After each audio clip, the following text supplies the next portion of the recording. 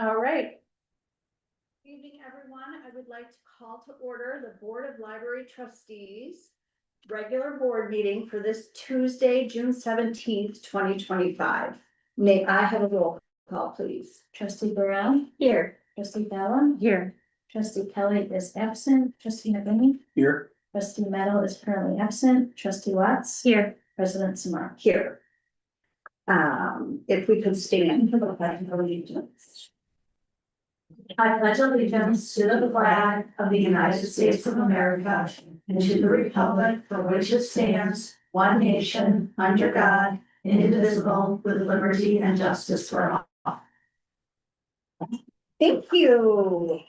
I see we have at least one member of the community. Do we have any public comment? No. No. Okay. Well, welcome.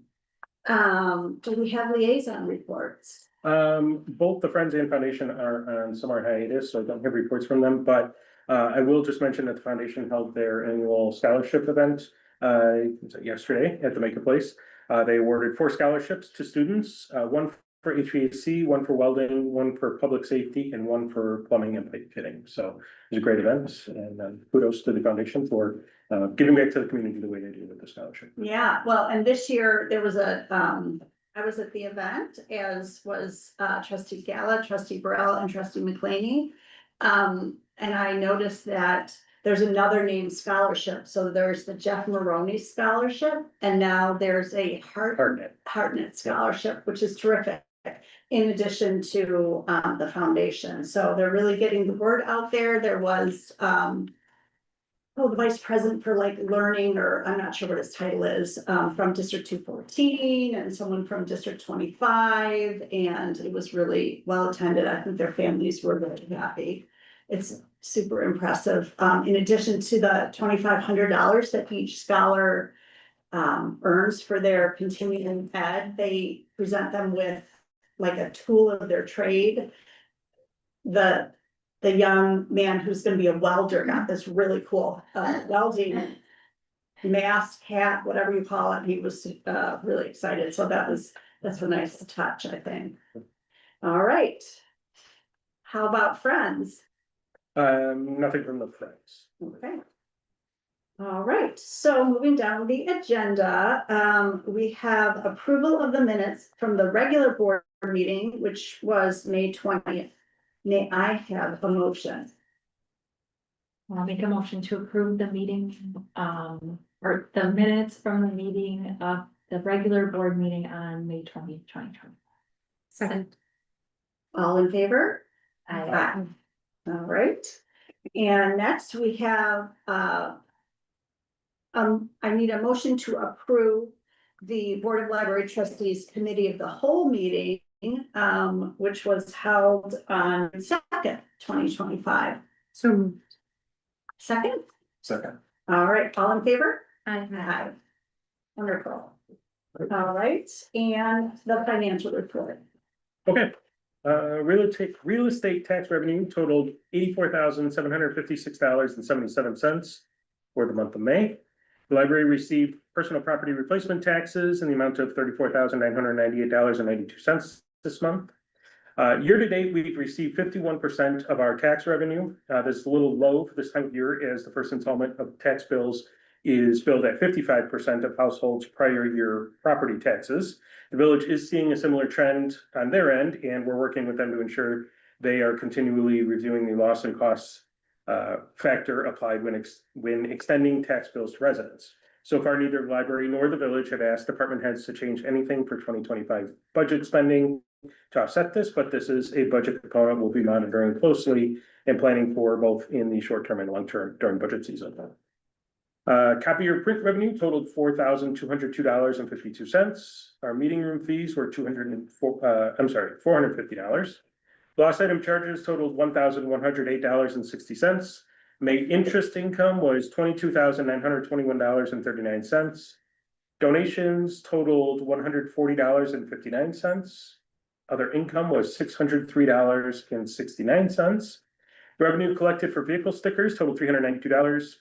Maker Space miscellaneous revenue was $838.61, and our total revenue collected in May was $150,000, or I'm sorry, $150,473.09. For expenses, 42% of the fiscal year has lapsed, and we have expensed 44% of our total operating budget. On the expenditure report, the percent expended column represents the portion of prorated year-to-date budget that we've spent so far, not the portion of the entire year's budget. So just a note, we still have plenty of room in most accounts for the rest of the year's costs, and we expect the end of the year to be favorable on the expense side. So some of those lines you may see at 100%, but that's just comparing prorating year-to-date. Also, that I just want to note that early in the year, contractual service expenses for annual renewals, like insurance premiums, are typically higher than the rest of the year because we pay those bills up front at the beginning of the year. So that would show a percent greater than the last annual percentage. 9% of our total capital budget has been expensed as of May. The primary data center servers project is complete. The Belmont parking lot is complete, although we have not received the invoice yet for that. The invoice has been requested from the Park District, and so that will likely be included in next month's check register. The wheel is currently out to bid for the second time. We went out to bid for it once, and we only received one bid, which actually didn't meet our specifications. And we found that our consultant had an issue with his email server, so a lot of his emails that were broadcasting it didn't go out. And so we put it back out to bid, and we're hoping to bring that back in July. So as far as expenses go relating to that project this year, we will likely have some money expended for that because manufacturers typically request some money down when we sign that contract. So it could be up to like 50% of it. So we will likely see that capital project show some movement by the end of the year. So we are hoping to sign a contract this calendar year. Yes, absolutely.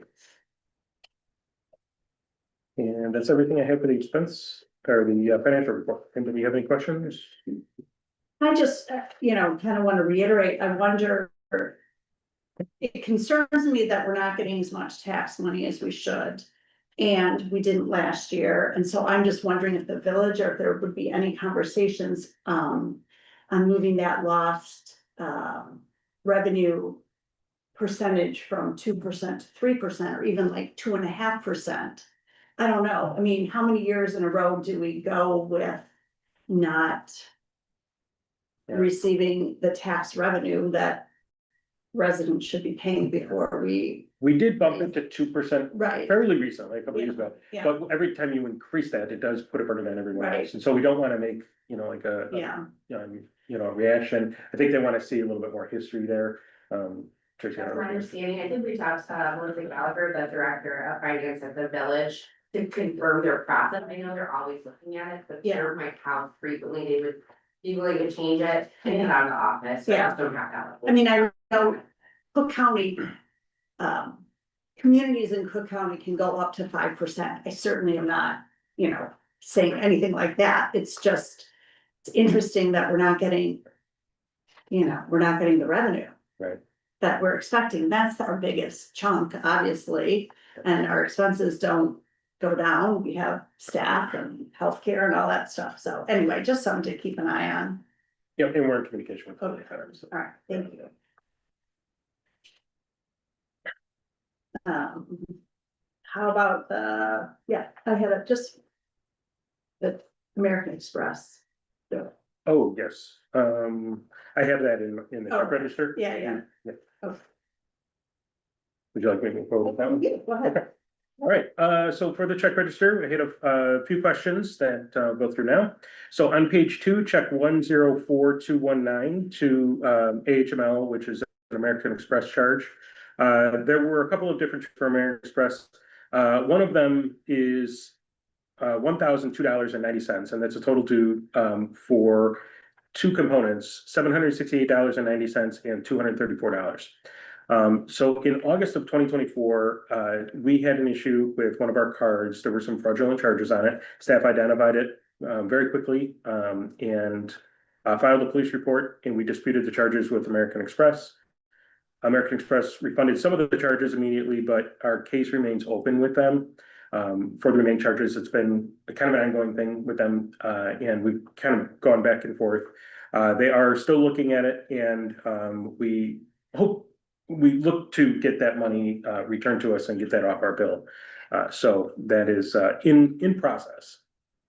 On page 13, check 104219, so it's the same check, just broken out, also to American Express in the amount of $1,570. That's a annual subscription to our Quick Tap survey, and that is software used by our programs and exhibits and youth services staff to collect feedback on programs and services such as summer reading, book discussions, tech classes, et cetera. So it's a survey interface that we can use on an iPad.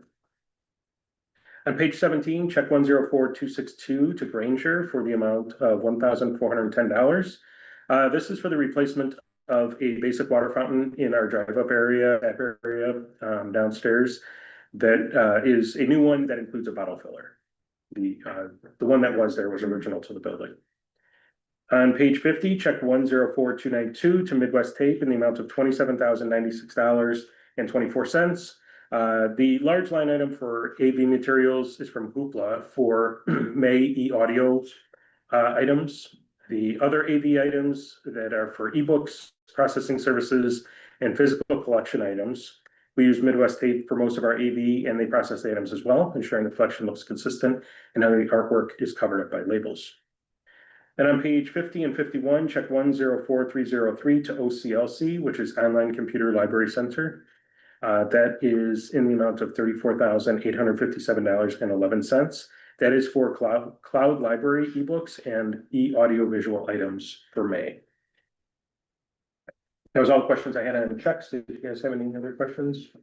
I'll move that. Yeah, I just had a question, just following up with the initial, you mentioned about the American Express, and are we paying late fees continually, or has it been frozen? We've not been paying them. We have been talking with American Express on it, and they took out our late fees for like so many months, and then they stopped, and we're continuing to go back and forth with them. Okay, They didn't have a means to receive our police report, so they finally have called the police department and talked to them about it. okay. So we're hoping to get It's just taken care of. So, sorry, so this is the charges from now, this is back, I mean, August 24, is that?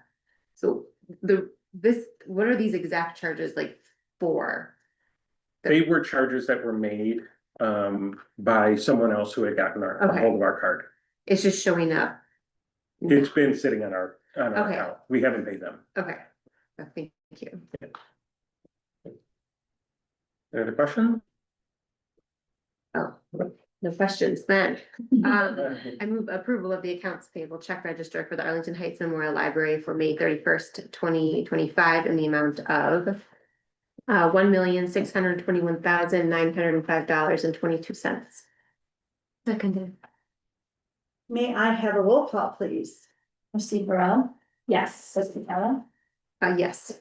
trustee McLean, Yes. trustee Letts, Yes. president Sim. Yes. All right, so that, the motion was made by trustee Gala and the second was, trustee Watts. All right, the executive director's report. Okay, we had a lot of good stuff this month, so I'm gonna probably highlight more things than usual, but it's kind of tough when you look through these select things. Okay, on the first page, AHML continues to expand awareness of seniors reading.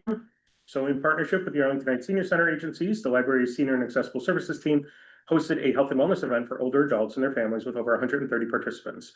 A highlight was the assistive devices demo, where library staff showcased items from the Library Things collection and connected attendees with accessibility resources. A special shout out to the library's graphics team, who provided all of the directional signage for the event. Then on the next page, the mental health and volunteer fairs offer resources and opportunities for our community. Over 115 attendees had the opportunity to interact with 24 organizations serving various areas of mental health needs, as well as 5 elected officials supporting the event. And new this year, Omni joined in planning the panel portion of the event, which featured 5 women working in the mental health field. Programs and exhibits manager Jennifer and community engagement liaison Catalina partnered with State Representative Mary Beth Canty's office, Kenneth Young Center, and Village of Arlington Heights Social Services Coordinator Darren Brown for the fair. And nearly 170 people attended the annual volunteer fair at its new location, the Pioneer Park Gymnasium. Programs and Exhibits Coordinator Nikki welcomed a mix of returning and new community organizations offering volunteer opportunities for teens and adults. Each year, the participating organizations appreciate this opportunity to connect with the community as much as community members enjoy one-stop shopping for volunteer opportunities. Then on the next page, Programs and Exhibits Assistant Jay welcomed Village Manager Randy Recklouse for his third annual Village Update, where he shared foundational information about the village, updates on the Chicago Bears, and more. And then on that same page, District 25. So Dryden and Windsor Elementary School students participated in the World of Work program at the library. Community and Circulation Services staff introduced them to various roles, including checking out materials, assisting customers at the drive-up window, and more. 21 students participated in the World of Work. And on page 4, our summer reading kicked off, and we visited local schools. So from preschool classrooms to high school cafeterias, youth services staff interacted with over 3,000 students in local schools to promote this year's summer reading program.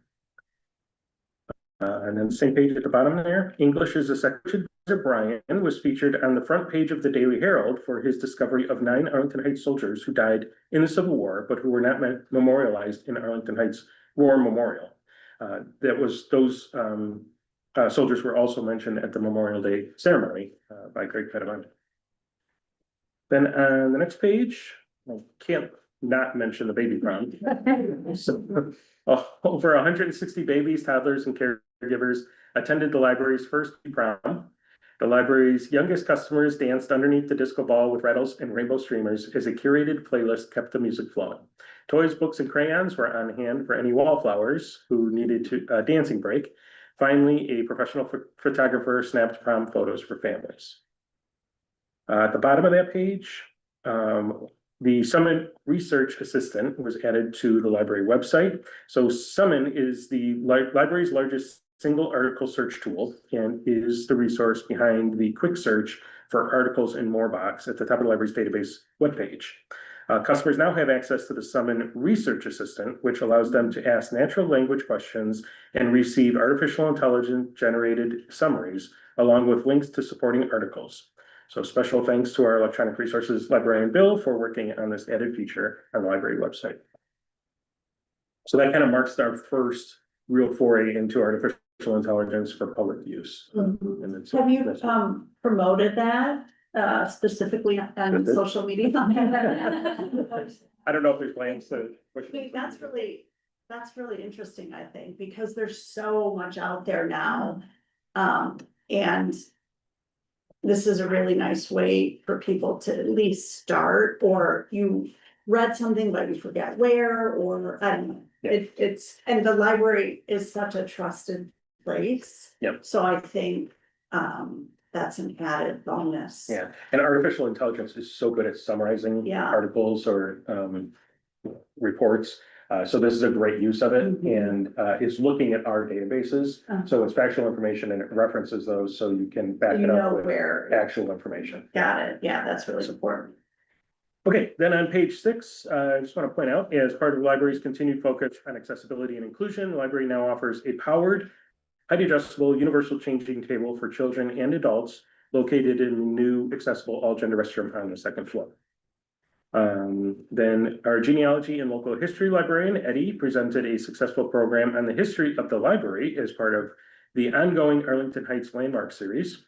Over 40 attendees learned about the establishment of the library from its early days as the Women's Reading Circle to its current institutional legacy. Attendees shared their own appreciation of the history of the institution and their memories of the library throughout the years. Then on page 7, high school students displayed art in honor of Asian American and Pacific Islander Month. For the 2nd year, Hersey High School student Aaron Suk curated an art display for Asian American and Pacific Islander Month in the hub. Many teens and families stopped in to view the art, including some of the students who had featured art. It was lovely to see the artist's skills, passion, and culture celebrated. And that was everything I was going to highlight on the report. I do have a couple things in the statistics that I'd like to highlight as well, but if anybody has any questions about anything in the director's report, I'd be happy to. But Not really questions, but once again, really getting out into the community and meeting people where they are. The baby prom's so creative and a wonderful way for young families, maybe with their, first child or whatever, to meet other young families, which builds community in of itself. I always say, I know the director's report is under news and a few tabs down, but it would be great to have this highlighted on the first page. There's so much fun stuff. All right, yes. I have a couple of things in statistics that I wanted to touch on, just some questions that came up.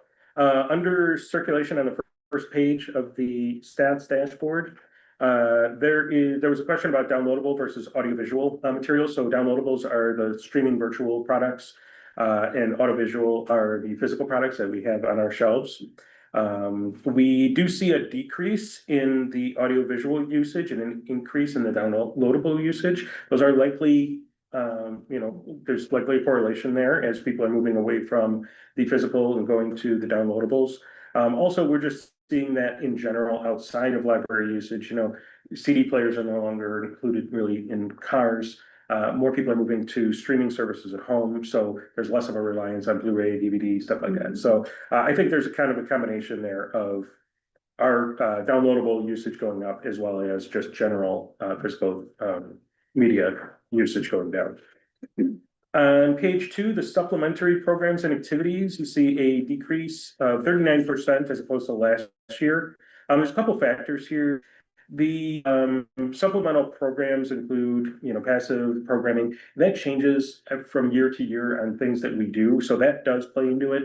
Also, last year we had the eclipse, so that was a huge number generator.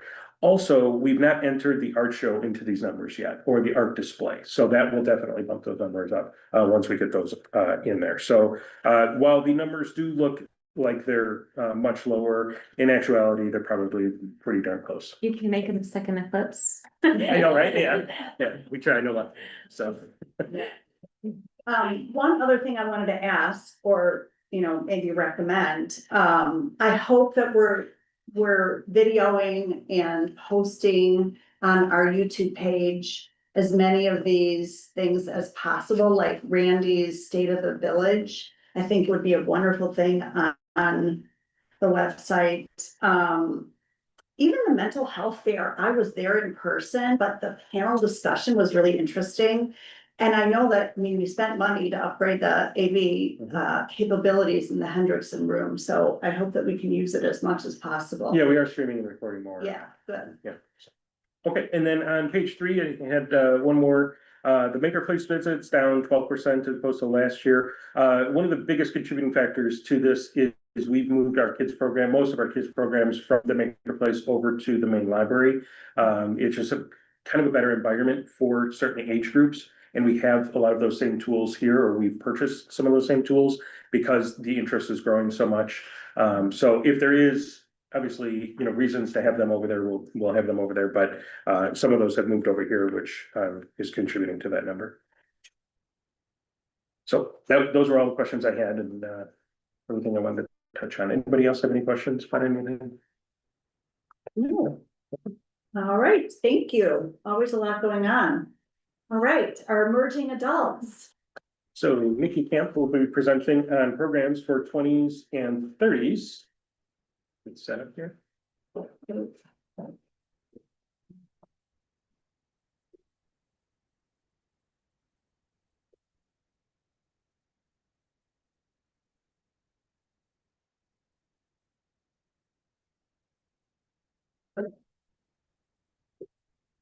right, she's good.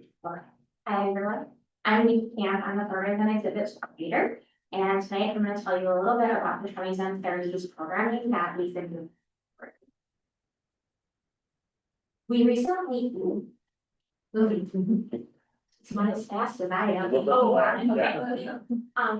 We recently added 2 new people to our planning team, so myself and then Alex Esau from Acquisitions. He is Friday Curious, Chef Dave's son. I don't know if you know him, but he's been here for a couple of programs. So he works in acquisitions, and then Danielle Lambert is an info services supervisor or advisor, and they have both brought excellent things to the team. So a little bit about generations and their differences. Generations are a group of people born and living around the same time that share similar cultural experiences and values. There are four main ones that we talk about, and that's baby boomers, which is 1946 to 1964. Some famous baby boomers include Barack Obama, Pope Leo, Princess Diana. And some of the cultural milestones that they share are the Korean and Vietnam Wars, the Feminine Mystique being published, and Beatlemania. The next generation is Generation X, which is 1965 to 1980. Gen Xers include Robert Downey Jr., Kate Blanchett, and the cast of 90210. Some of their cultural milestones include the fall of the Berlin Wall, the Challenger explosion, and John Hughes movies, and being known as the MTV generation. Millennials, that's myself, 1981 to 1996. Famous millennials include Megan Rapinoe, Zendaya, and Serena Williams. Our cultural milestones would be 9/11, the first season of The Real World Seattle, and the White Sox winning the World Series in 2005. And lastly, we have Gen Z, which is 1996 to 2012. Famous Gen Zers include Simone Biles, Malala Yousafzai, and Benson Boone. Cultural milestones would include Brexit, Occupy Wall Street, One Direction, and the Cubs winning the World Series. Why 20s and 30s? So libraries often see a drop off of users after the age of 18. And that's for various reasons. It could be that they're going to their universities and using their university libraries and then don't think to come back to their libraries until they have kids of their own. Or there's a lack of programming for people of their age. And that's where we step in. It's also part of our strategic plan, which says pilot strategies and pursue opportunities to effectively engage with emerging adults. An emerging adult is defined as a developmental stage that is neither adolescence nor young adulthood, but is theoretically and empirically distinct from them both, spanning late teens through the 20s with a focus of 18 to 25. Because of community interest, we expanded the age range to be 18 to 39 because community members were specifically asking for events in their 20s and 30s, for people in their 20s and 30s. And then another reason is library super users. No matter what the program, these particular programs were geared towards people in their 20s and 30s, but they brought people of all ages. And we wanted to have more distinct programming where people could meet people of their own age. The first thing in our 20s and 30s programming was a focus group called Millennial Mingle, and this happened in November of 2024. In the Cardinal Room, people could come, play board games, video games. We had a throwback playlist and pizza and pop. At this event, we also asked them to fill out some survey questions. And if they could not attend this event, we also put it up on social media for them to take. And we had it up for a few weeks so that we could also collect stuff from the people who couldn't come. We also sent it out to staff members who might be in 20s and 30s so that we could gather as much information as possible. And the survey questions include, what are your favorite books, movies, and TV shows of all time? And those range from things like John Green and The Princess Bride to Lord of the Rings and Gilmore Girls, and of course, The Office. What do you like to do? What are your favorite things to do for fun? And that included reading, spending time outside, board games, and crafting. Where do you like to hang out in and around Arlington Heights? There are quite a few answers for this one, and I do have a slide that goes through all of them. And what days of the week and times work best for you for social activities? Also quite a few different answers, and I do have another slide. Where do you find out about events? Surprisingly, people learn about events as much analog as they do on the internet. And what new things do you want to learn? And that vary for everything from crochet to pickleball. So our survey's results for day, time, and place.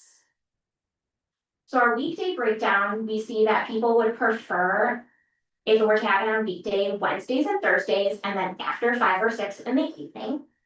And our weekend breakdown, which is honestly most people wanted it on the weekends, it would be in the afternoon or evening. And then as far as places, people are already hanging out at places that we partner with, like Ale House and Beer on the Wall and Cocoa and Blue. But there are places on here that we haven't yet partnered with that we would be interested in looking into. How do people learn about events? Via the internet. So social media, so that could be anything from our Instagram, Facebook, Meetup, TikTok, then also the library website. And analog, they learn by word of mouth, which is great. That means people are coming and enjoying the program and they want their friends to come. And then by library mailing, which would be our newsletter. And in flyers in Arlington Heights businesses, we've been putting up our posters in different businesses like Cocoa and Blue and around, so that they have more visibility within the community. For our graphics, we really wanted a very unique, very distinct brand for this group of programming. And we wanted that logo to be on each poster so that it was very clear that these programs were for people in their 20s or 30s. So Stephanie in graphics came up with 3 logos for us to choose from. And when we looked at that, we were honestly happy with all 3, though we leaned towards the one on the left and the one in the middle. And we took it to the staff and walked around and asked people in their 20s and 30s which one they would like the most. And we ended up with the one on the left, which we call the pretzel logo. So that ends up on all of our graphics. A little bit about the events we've had. In January, we were at Empty Corner for 90s and 2000s trivia. And we created the trivia in-house, and then people could bring their own snacks and booze to the Empty Corner. One of the questions that we could not put on trivia was, what color is Courage the Cowardly Dog? Because myself and Emily argued about if it's pink or purple. For your reference, this is Courage. And I say he is pink. Emily says purple. So take that for what it is. In February, we had Lego night, and we provided appetizers, and then people could order drinks at the bar. We brought Lego sets, the little miniature succulent ones for people to do while they were there. But most people brought their own sets and sat in a social environment and just built Legos the entire night. This was one of our most attended events, and people had so much fun just talking and building Legos. In March, we had Pie and Jackbox Games, our own little version of March Madness and Pie Day. People came to the Hendrickson Room where they ate pies from Central Continental Bakery, which is in Mount Prospect, and played Jackbox Games on the big screens. The picture on the top right is one of the games you can play where you design a t-shirt and the people in the audience vote on which t-shirt they like the best. And those ones were, so do I get PTO and I do what I want? And then you can order that t-shirt and have it sent to you. We did not do that, but. In April, we did a play on the PowerPoint party with Pizza Pot Vacation and asked all of the attendees to bring a PowerPoint of their favorite vacation. This was also one of the first events events we had at Koschel, which is just above Passero. It's a meeting space. It's a great space. These are some pictures of the space, and then William, one of our communications and marketing staff, and myself presented on our favorite vacations. And this was one that we took some feedback from surveys we had gotten, which is that people wanted both more structure and less structure. So I split the group into two. Those who wanted less structure sat in a group, chatted, showed pictures on their phone, got off the topic of vacation, and then those who wanted more structure sat in a group and showed their PowerPoints, were able to ask questions based on that PowerPoint, and had that more structured vibe. In May, we did a litter cleanup in partnership with the Park District. We went to Creekside Park and went to pick up some trash. We found a lot of very interesting things like animal skulls and shelters all along the creek and ducks sitting on the log. Where is that park? Oh, geez.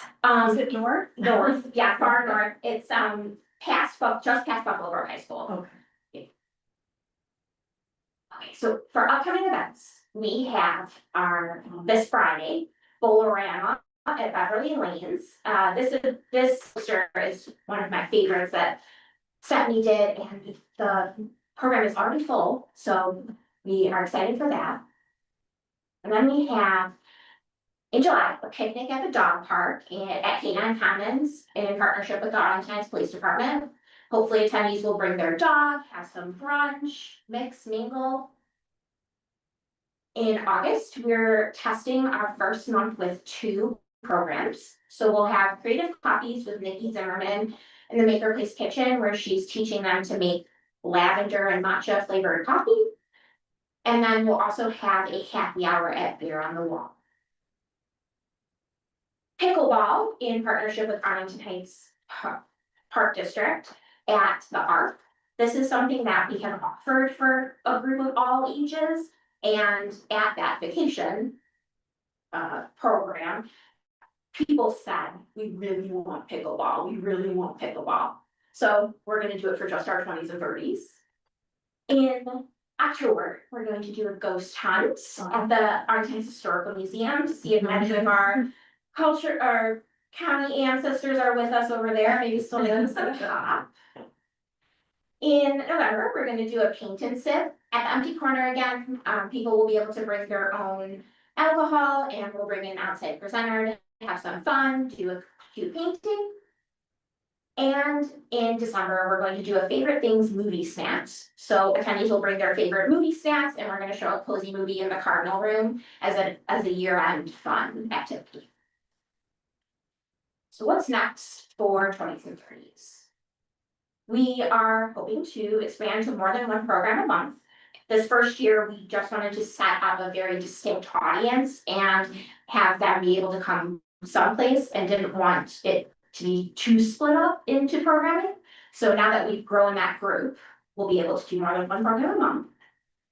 Expand to include Maker Place programming. I know our Maker Place is very eager to get involved in 20s and 30s programming, so I'm excited to get with them and expand to include programming specifically for the 20s and 30s over there.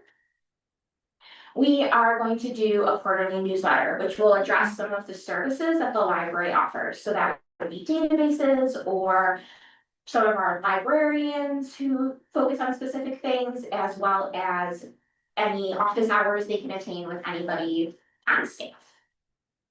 And we're gonna work at a branded giveaway. We're still working to see what is the best for this age group. And one more thing I did want to mention, C&M worked very hard to come up with a focused email list for this group. We took programs similar to the Bridgerton Ball, the 2000s trivia, and got those people who signed up to see if maybe they were part of that 20s and 30s list, curated that for email, and then sent out emails, and then they could subscribe further if they wanted to. It is included on our website now, where they can check that box and get the emails from us based on those programs. Okay. Questions?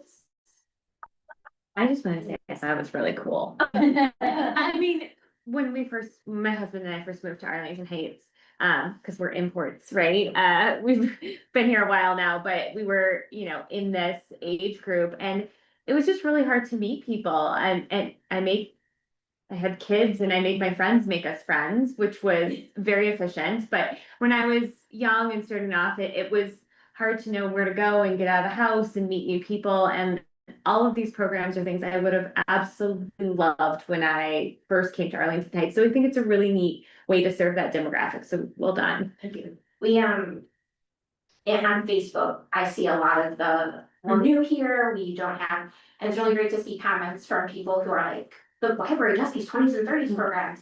So it's really exciting to see that even on Facebook, because I am also part of this group and I live alone here. My family's not here, so it is hard to make friends, and I like doing it this way, so. Yeah, I was gonna say it looks awesome. Also, would you expand some of these to other generations for us? Tina is actually keep saying.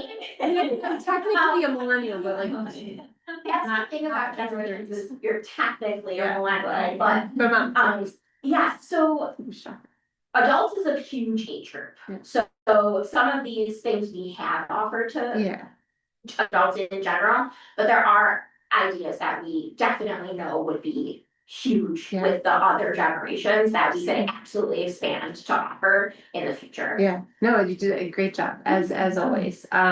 Very inspiring. Thank you. So fun, so many great ideas. I have a question and I should know the answer to this and I don't. So I live in a house and I get the brochure every month or the summer brochure. If I lived in an apartment in Arlington House, in Arlington Heights, does every resident? Yeah. Every resident of every apartment Yeah, building? so I live in an apartment building. Yeah, They literally open the mailboxes and stick a yeah. brochure in each Yeah. and every mailbox, and in some, they just leave a stack in their little foyer area. Right. So, but yes, every single mailbox gets one. Because every time I drive down Arlington Heights Road to the highway, I notice that building going up so fast. There's a Yeah. lot of new apartment buildings being constructed. Yeah. Which is terrific, and it feels like many of those people probably will fit into this demographic. Absolutely, and Sasha's here, so he can correct me if I'm wrong, but as long as it's an Arlington Heights address, they get the newsletter. And then, Great. so, Yeah. yeah, as long as they're, no matter what age, no matter Yeah. what, yeah, so. Well, and I've even noticed doing publicity for events, there's not as many community bulletin boards as there used to be. There's not. The library one is a great one. Yeah, and we're really lucky that Around and Cocoa and Blue Right. and Beer on the Wall and Yeah. Corner, you don't even have to ask anymore. You can Yeah. just go and put it up, and they're really great about letting us keep it up.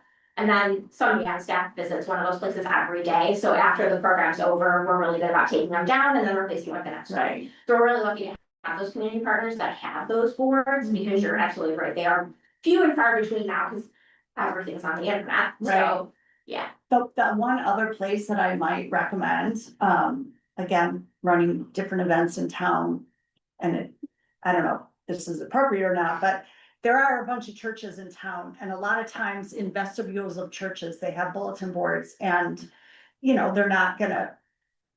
This would be an appropriate thing to put there. They Yeah. may not put everything, That's actually a great idea. But especially 'cause we there's a have lot of such people. churches and, Yeah. it's just another way to reach people. Yeah, absolutely, that's a great, something I never thought of, so, and we have the two right there, so, that Right. we already have partnerships with through pads. Right. So, yeah, that's a great idea, and our next one is full, but as soon as Stephanie gets me the poster for July, I'll put it up there. Right. Well, thank you very much. This was really informative. We need this.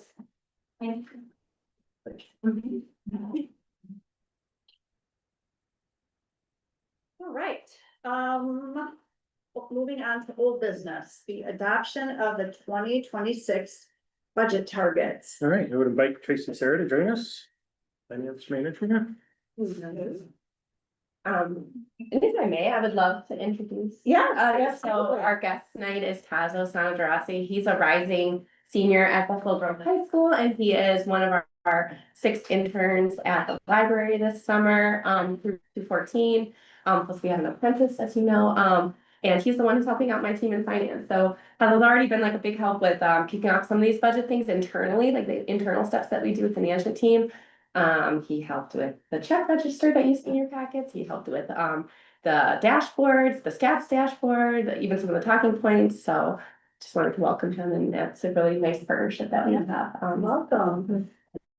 So as far as the targets, there's only one significant update since we looked at them at the committee of the whole meeting, and that relates to target number 6, which is the increase in medical insurance premiums. So the day after the call, we actually had our next meeting with our insurance broker, who gave a good news update for us that yes, medical and dental insurance premiums are still rising faster than we've seen, you know, a few years ago, but they're gonna rise less than I originally thought in this packet. So they had updated that estimated increase from 13% down to 9.1%. And then we add 2 points on top of this for our targets at the library, because library staff tends to choose higher cost plans. And so we just get allocated a slightly bigger piece of the pie, so to speak. So costs are still expected to increase as they have been, but less so than we first expected. So that's a little bit of good news. And then this also has a downstream impact of reducing targets number 4 and 2 as well, since target 6 rolls up into those targets, which you can kind of see better on the graphic. That's included on the second page. So we now expect our total increase in personnel costs to be no more than 4.6%. It was 5.4 at the previous meeting. And then our maximum increase in total operating costs to be no more than 3.7% rather than 4.2%. So besides this, I had nothing else to note. We did update the long range fiscal plan just in case nothing significant changed there as a result. All right. Wonderful. Yeah, so, you know, when, can you remind us, I know you gave us the targets, but when will we see this again? You'll see a draft of the budget at the September COW. Okay. Yeah. All right. May I have a motion? I move that the Board of Library Trustees adopts the 2026 budget targets with the updated information to be included as it becomes available. Second. May I have a roll call, please? Trustee Burrell, Yes. trustee Bella, Yes. trustee McLean, Yes. trustee Watts. Yes. President Seymour. Aye. All right, thank you. And moving on to the non-resident library cards. Okay, so this is following up the discussion at the June 2nd committee of the whole meeting for the issuance of the non-resident library card and approval of the card and the fee. So we talked about this at the meeting. There are a number of different ways, a couple of different ways, I should say, to come up with the amount that we would charge customers. We use the general mathematical formula, which basically averages the tax paid to the library per household for Arlington Heights residents. That average comes out to be $470, and that would be effective July 1st, 2025 through June 30th, 2026. If I remember, we had 5 people that purchased this. I think it was one person that purchased it, and then we had a couple of people that received free cards under the Kids for Yeah. Cards for Kids.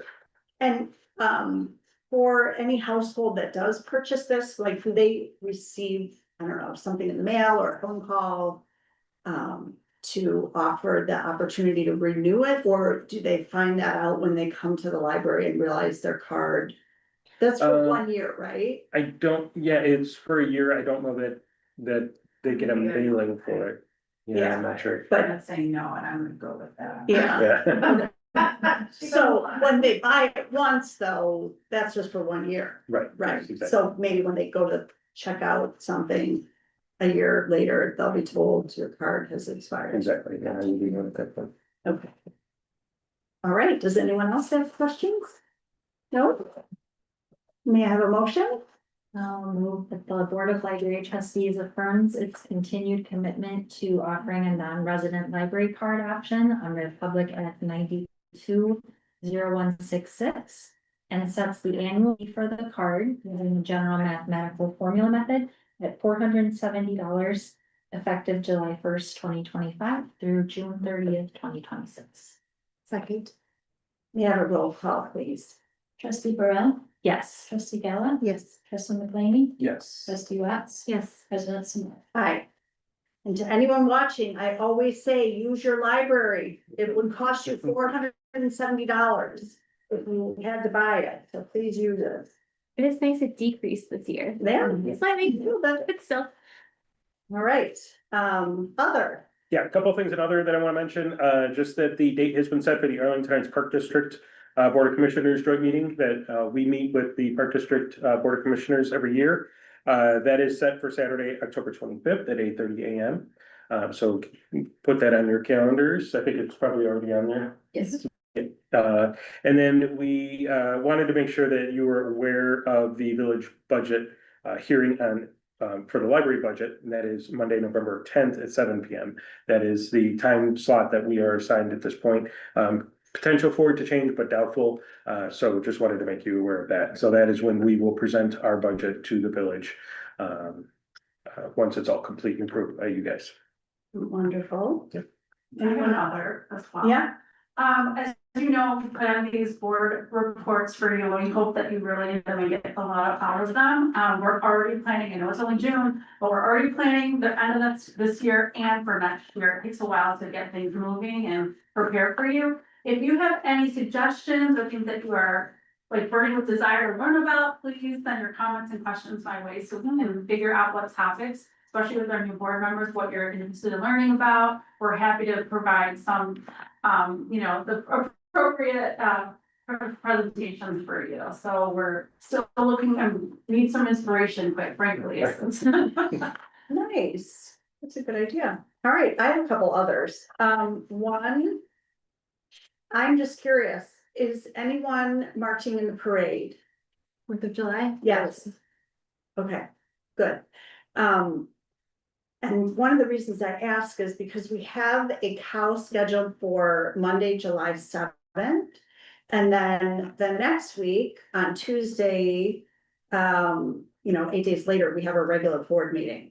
So I am wondering, I know we may have, hopefully, some some bids for the bookmobile. But I'm wondering, I guess I'm just trying to gauge if people are available the 7th.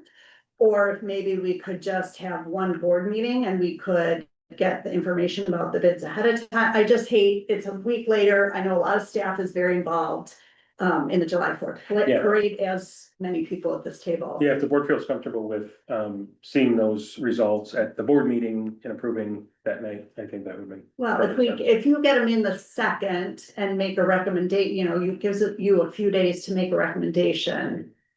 Yeah, we could probably. Yeah, so, yeah, I'm thinking, I looked as far as I could find on the website, and since 2016, there's only been, and that's as far as it went, there's only been a July cow meeting once, so my inclination is to cancel it. I'm sure we'll all be coming off a busy weekend, so. All right, Mike and I will finalize that. Another thing that I noticed is that the One Book, One Village, public author event will be Tuesday, October 28th, so mark that in your calendars. I know we'll be doing that somewhere else than here because the Hendrickson room will be under construction. And I also noticed from what we received this week that staff day is May 1st next year. If you have a chance, if it works in your calendar, it's a really inspiring day and it'll be at Harper again.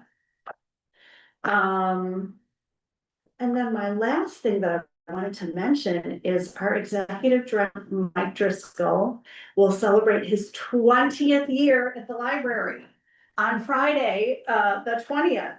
So on behalf of the library and the board, I wanted to present you. So staff members at the library, different, when they reach a certain number of years, receive a certificate, usually signed by Mike, but. Thank you very much.